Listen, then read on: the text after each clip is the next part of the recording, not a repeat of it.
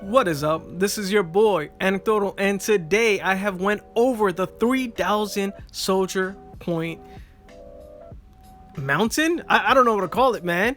Milestone. There you go. So here I am. I'm in the top 50, and I want to go ahead and talk about what units I have that have kept me in the top 50 while pretty much being free to play. So am I free to play? Absolutely not. I do spend that $1 every month so I can go ahead and get extra gems. And of course, I also play Endless Frontier, and because I have that game downloaded, I do get an extra 100 gems and 300 dungeon tickets, which I've mentioned before, but a couple of people for some reason forget that that's a thing. Maybe I'll have a dedicated video to it just to let more people know about that, but I just really wanted to get that out the way so that everyone knows about it. So these are the units that I decided to 10 star. One, Marco H. Now he is my main runner, man, the main dude that I use to go up stages. He is the easiest to farm because he has more locations to farm him, and he's just really good with his range, and he has high attack. Rumi, of course, is an amazing person because of everything that this person gives you. A buff and the possession bonus. Now I don't love that the possession bonus is there, but yeah, her skills to buff you, I think it was attack speed, really great, and the buff as well, the possession buff is amazing. Airy I got all from arcade mode, and that's the only reason I have this person maxed out. The reason why I decided to enhance Airy is because he was one of the first units to come out with +7 enhancements. So at first everyone I had on my team was at +7, just as you can see here. Madoka, of course, here is also at +7, and honestly, all the units that come out with +8, I don't have the gold to get them there anyways, so it's not something I'm super stressed about. Of course, Madoka, of course, is here for the metal buff. All of my people from regular army are getting a +60% metal buff, all because of Madoka. If you are running the regular army and you're already enhancing them, when you do enhance, you increase the amount of medals that you get Madoka, man. But as far as metal buff enhancement characters go, the second round of them give you a lot more medals, but early on this is really someone good to get, plus it's farmable. Tarma I think is someone I'm going to replace my main stage my main stage DPS character for. Tarma C does amazing damage when you get the artifact. It throws more rockets. It's just a really good overall unit, and of course the leveling buffs is also good, great for support, does good damage, might as well have him. Here you can see it, man, got him at 10 star. It's pretty cool that you can just click and look at what they have, man. I didn't notice this this thing where you can just click and you can see it. Awesome stuff, man. Fio2H, the one person I regret, man. I really thought this person might replace Marco as my physical attack dealer, but no, man. I mean, I guess it's cool, the Alliance War attack up. That's nice. But yeah, as a main DPS, she is horrible. Maybe she's okay, but I don't know, man. I regret getting her artifact to 10 star. Witch Rumi. Now this is what I'm talking about, man. 120% and a very strong high range attacker with their skills. So Witch Rumi 100%. If you're running the regular army, this is definitely a unit that you're gonna want, both for the possession buff and for actual skills. This person, I'm not sure why I have at 10 star. Max soldiers used to be a thing. It used to be very difficult to have your soldiers at max, but right now that's no longer an issue. But the physical attack does help all factions. So just having someone that's at physical will give you extra attacks. Like every time you return, you could improve or increase the amount of attack you do for all physical characters. Since mine is mainly physical, upping him helps me that way. Zombie Man. So Zombie Man is pretty good. So if you look here, like I said, it's just all attack. But why'd I put him on my secondary team? All right, so my secondary team that I always put up right around the beginning of the match. So I usually have my main team, and then I switch to this team, right, with Rocket Bomber as well, because it increases the max level of your quest. And because you increase the max level of your quest, you do get not a huge amount, but a very small bump in the amount of gold that you get, especially when you decide to either watch ads or have that free refill of 5 gold that you get when you do the little genie lamp thing. So that's always useful. Juggernaut Marco, he is my tank, so of course I'm gonna get my tank to +9. I need to 10 star him to get him to +10, which I did, but man, you gotta lose 1,000, I think 5,000 gems, right? 1,000 of each character, and I don't want to. Honestly, my tank would be a lot better if I had a slug tank to go with him, but I don't have any red tanks, man. It was a huge mistake I made early on. Never did it. Dr. AI is him, and Mono Eye were one of the first people I deliberately wanted to get to 10 star. The reason I want to deliberately get them to 10 star is because it maxes the level for your slug. So it increases the amount of levels your slugs can have. And based on that, I have been able to get all of my slugs to level 2,000. And at level 2,000, they all get an attack buff. Yep, that's right. So right now, even if someone else has like better units than I do, or has more soldier points than I do, because I chose these specific people, Mono Eye and Dr. AI, my slugs are giving me additional buffs. And those additional buffs go a long way. I cannot like let you know how great having someone like Dr. AI is and Mono Eye. And here, Sniper is the only possession unit I know that has this buff that increases the amount of slug chips you get from the slug camp.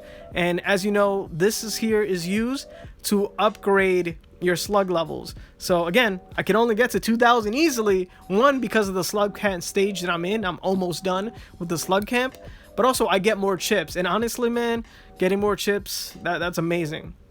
So here, Bazooka, I think he was also just given in the arcade mode, so he's not a big deal. I just got him because I could, and then after you get him to 10 star, you get some extra points, you get some extra medals. You know, it's always nice to have, but honestly, he's not the biggest deal. All right, so all of these soldiers, right, these green Power Ranger soldiers, all give you that same buff of giving you an extra slot for your war books, which is why I wanted to get them to 10 star, but I don't need any of the other artifacts. I would have to, war books, I would have to level all of them up, rank them up with all the gems and honor coins that I don't have, and then see what happens. Alright, so the skip thing was a huge thing before this newest update. The teleport chance that you have was super low. I had like a 5% chance at some point until the new units, Uton and the Alan O'Hare, whatever his name is, those two new troops came out, because those troops increase your teleport chance so that I'm always teleporting. Every single one of these units or troops that give you teleport chance, super great. Anyone that increases the teleport chance is also great. So area on the shore, as you can see, bam, 44% chance for me to skip. Mecha Allen, so since I have his artifact, he's giving me battle speed, so battle speed might actually be an issue for me, but I just don't care. Like, it doesn't bother me too much, but I feel like that might be the next thing to really stop people. But because of my high warp, I don't care at all. This is also an artifact that I want to work on, the Mono Eye artifact, but I don't have the time, man. Like, I have a whole lot of them, but every time to get these resources is crazy.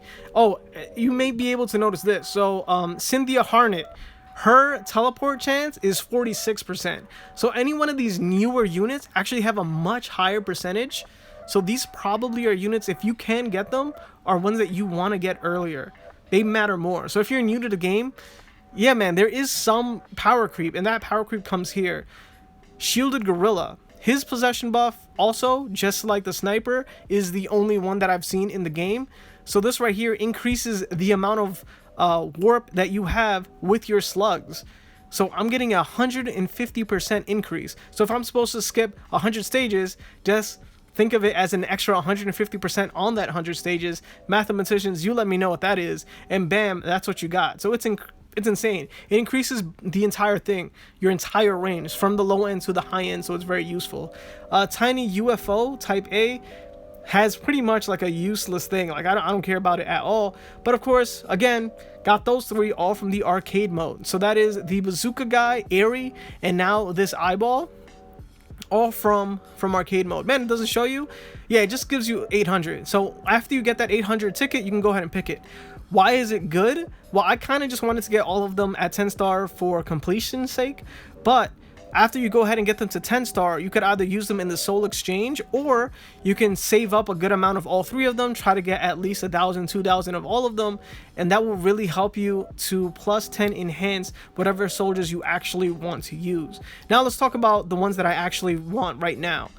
The fetish zombie is someone I've continuously been trying to work on and then get sidetracked either by new characters or something like that because of the soldier level up. Now it's up right now at 200B, but if you can see right here, if I click promote, it actually goes up to 1.2C, which means it actually has an increase of a whole hundredth of a letter, or I mean, whatever. You just add a 0, man. So maybe I'll be able to get a little bit closer to unlocking the next level buff.